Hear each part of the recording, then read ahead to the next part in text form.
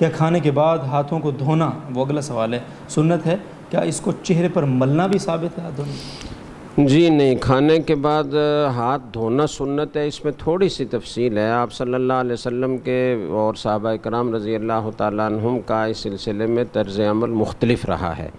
اگر آپ، ایک تو بات یہ ہے کہ رسول اللہ صلی اللہ علیہ وسلم 3 انگلیوں سے کھانا کھاتے تھے۔ کان رسول اللہ صلی اللہ علیہ وسلم یأکل بثلاث اصابع، 3 انگلیوں سے کھانا کھاتے تھے، بلا ضرورت 3 انگلیوں سے زیادہ کو مشغول کرنا یا ہتھیلی وہ اس میں مشغول کرنا۔ جیسے بعض لوگوں کو ہم نے دیکھا ہے کہ وہ چاول وغیرہ کھاتے ہیں تو یوں وہ پوری مٹھی میں لے لیتے ہیں اور پھر یوں کر کے کھاتے ہیں، تو اس سے دوسرے دیکھنے والوں کو بھی بڑی کوفت ہوتی ہے۔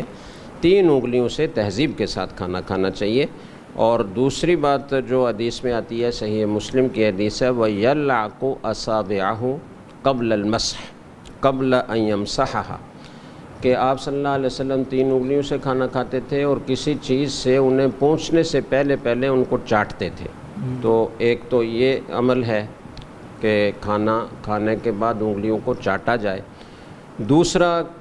اگر چکناہٹ ایسی لگی ہوئی ہے کہ وہ کسی سے پوچھے بغیر صاف نہیں ہوگی تو پھر ان کو پوچھنے کا ذکر بھی احادیث میں آتا ہے، اور رسول اللہ صلی اللہ علیہ وسلم ہی کا عمل اس سلسلے میں منقول ہے، اور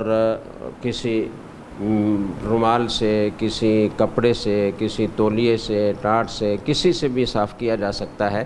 آپ صلی اللہ علیہ وسلم کے بارے میں بعض روایات میں یہ آتا ہے کہ آپ نے کھانا کھایا اور اس کے بعد آپ نے اپنے قریب بچھے ہوئے ٹاٹ سے آپ نے ہاتھ صاف کیے۔ اگر زیادہ چکناہٹ لگی ہوئی ہے اور وہ کپڑے سے صاف نہیں ہو رہی ہے اور اس کی بو ہاتھوں میں رہ جانے کا اندیشہ ہے تو پھر دھو لینا چاہیے، اور سب سے بہتر یہ ہے کہ ہر کھانے کے بعد آدمی ہاتھ دھو لے۔ اس وقت تو ایسا زمانہ تھا کہ پانی آسانی سے ہر جگہ میسر نہیں ہوتا تھا، بلکہ بعض صحابہ کرام رضی اللہ تعالیٰ عنہم کے بارے میں تو یہ بھی آتا ہے، رسول اکرم صلی اللہ علیہ وسلم کے ساتھ ہم نے کھانا کھایا اور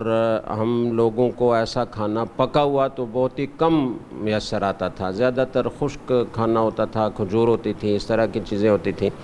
اور جب کبھی میسر آیا تو فرمایا کہ ہمارے پاس یہ تمہاری طرح مندیل نہیں ہوتے تھے، رومال نہیں ہوتے تھے جن سے ہم ہاتھوں کو صاف کریں، تو ہم کیا کرتے تھے اس سلسلے میں۔ وہ فرماتے ہیں کہ ہم جو مسجد کے اندر کنکریٹ بچھی ہوتی تھی تو چھوٹی چھوٹی جو کنکریاں ہوتی تھیں ان سے ہم اپنے ہاتھوں کو صاف کر لیتے تھے تاکہ چکناہٹ ہاتھوں سے ختم ہو جائے، اور اس کے بعد ہاتھ دھوئے بغیر ہم نماز پڑھتے تھے۔ یہ صحابہ اکرام کے مختلف اعمال ہیں۔ اسی طریقے سے حدیث میں